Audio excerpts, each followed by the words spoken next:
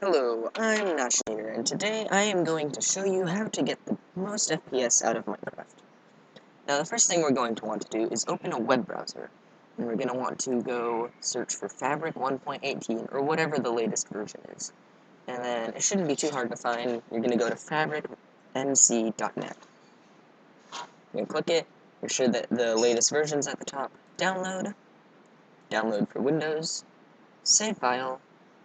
I'm on Firefox, so it's up here. If you're on Chrome, it'll be down here. You're gonna open your file and run it. Now, be sure that you've started whatever version you're installing this for, in my case 1.18.1, previously in vanilla Minecraft without any mods or anything. Once you've done that, then you're going to go ahead and run this, click install, click OK, close it, and then we're going to download a Modpack. We're going to search for Fabulously Optimized Modpack. And it should be the first option, and it should just say Fabulously Optimized Modpacks Minecraft. And then, once it loads, we're going to scroll down, and we're going to click this little button here that says 1.18.1 alpha. Now, right now it's an alpha, but it may have updated, and you could just, but once it's updated, you're going to go to the files, and you're going to scroll down until you see this big list of things. And then if the first version says the latest version that you're using, then you're just going to click the little button. Now, they haven't officially released it yet, so we're going to use the 1.18.1 alpha. We're going to click it, scroll down, and we're going to click download. We're going to wait for it to install. We can now open the Minecraft launcher.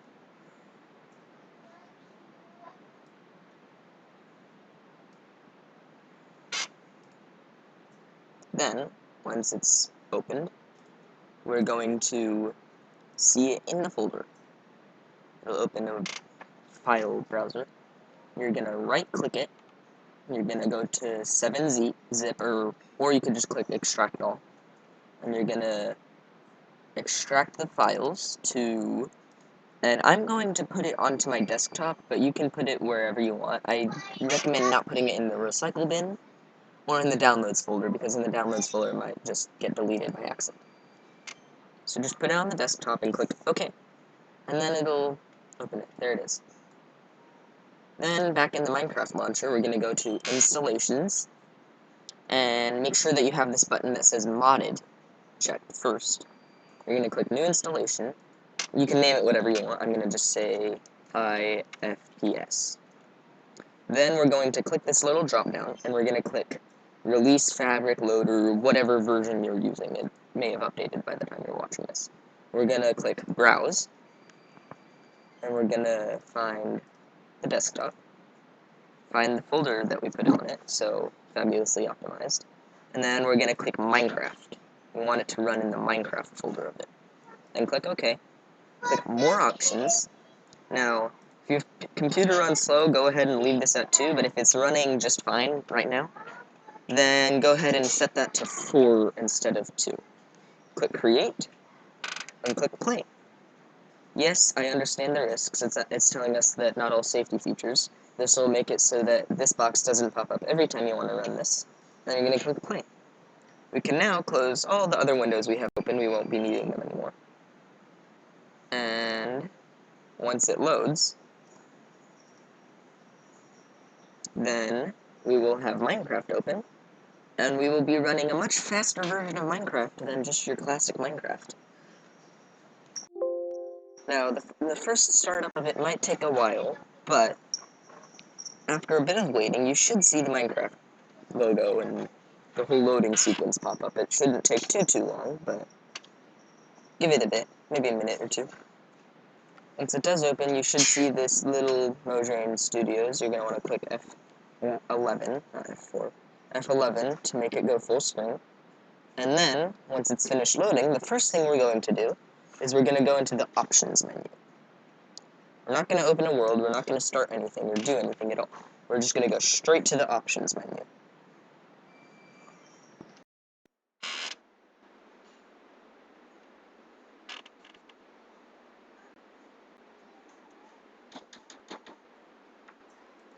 Once we're in Options, Video Settings, and we're going to have a completely different menu that looks crazy.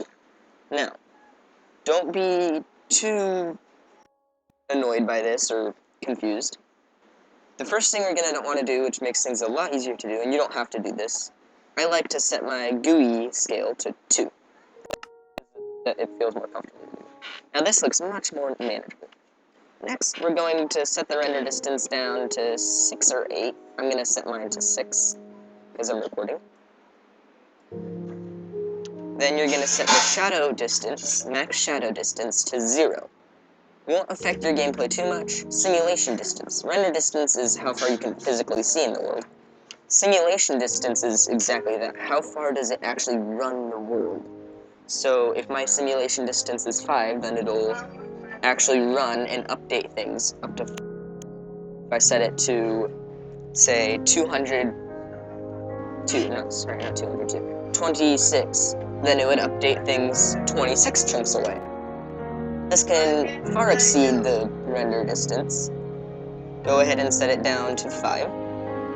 Then, on brightness, I just like, it doesn't impact performance, but most people prefer it all the way up. Then, on full screen resolution, we're going to want to leave that at current. That'll keep it from going like too high resolution. Oh, it'll put it at highest resolution. And reduce this, but make sure that you're reducing it that is actually scaled to your monitor, because it could look very strange without scaling that. You want to leave full screen enabled if it already is. If not, then enable it. Turn off VSync. Max out the frame rate. Now, that seems like a weird thing, but Minecraft won't let you go above what your monitor's refresh rate is, so you won't be wasting any performance. And when you set it to below your frame rate, then it will actually limit it, even if my computer can do 60 frames a second, and so can my monitor, set it to 60, it won't actually hit 60, it'll stay right below it. So go ahead and set that to max, and it'll max out your monitor. Then view bobbing, go ahead and disable that. Autosave indicator, this is optional, it won't impact performance, I prefer it disabled. Quality.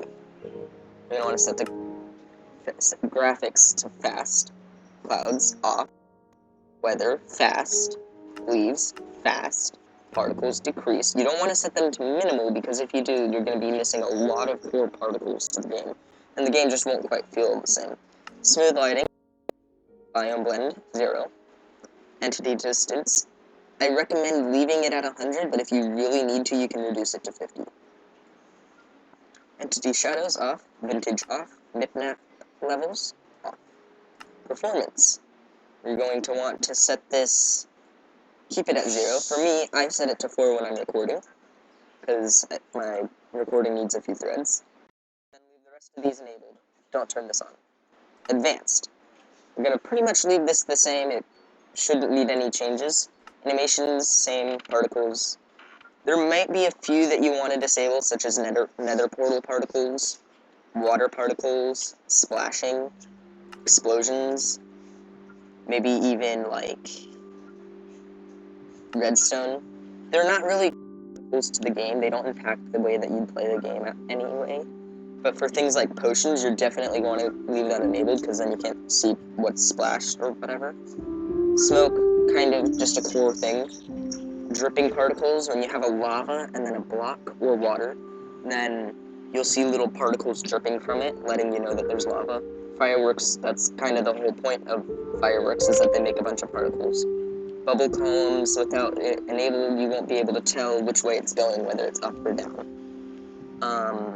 This is things like animal love mode hearts, villager hearts, not villager hearts, other similar things like that. Players running, villager particles when you make a trade, composter particles when you use the composter. You can go ahead and disable that one too if you want. Details. You can turn off sky colors and biome colors. If you can, I recommend leaving biome colors enabled. Sky colors, just make sure you leave that on if you can, but it'll give you slightly higher FPS if it's off. I forgot to mention, you can turn off nether portal particles or not particles, animations, it will make the swirling effect on the portal, and not the swirling effect in your face, but on the portal.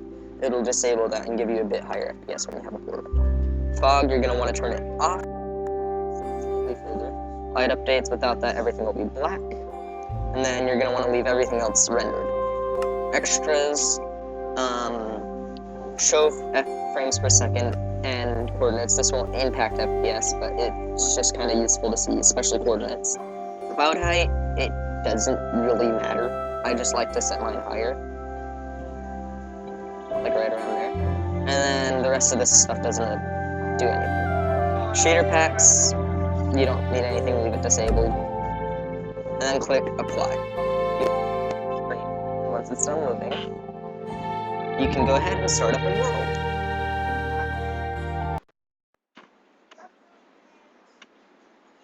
Now, because of that, I'm displaying this in the game. You guys will visually see a low frames per second. However, I will have the frames per second on screen up in the left corner, so you can actually see how many frames per second I am getting. This is just a display. I would never record at these qualities. I'd probably turn my render distance a little more. But once the world generates, and I'm going to cut this out now, we're going to see that we're just going to be getting higher frames per second. Joining world, and I made this creative just so that, I guess that we're in snow. I like to turn up my field of view, that's just preference. It will impact your frames per second, turn it down a little. I'm 46, normally I would get 60. Because of that, I'm recording right now, I'm getting lower frames per second. You guys are seeing right around 7 frames per second. That's just because all of the power is being devoted to the game and not to recording. But you can still see in the top left corner that I am in fact getting 60 frames per second now. If you would like to turn up some more, I think that the first thing you'd want to do is turn on shadows. You can just turn this all the way up, or you could set it to 6, probably around 6 or 8. It's just how far shadows are rendered. You can also use the scroll wheels to do more precise adjustments. Then I'd probably turn on the clouds, set the leaves to fancy, turn all the particles on, and in this specific order too. Smooth lighting, shadows. I prefer to just leave vintage disabled, but it's kind of a personal preference. And of course turn all the particles on and animations.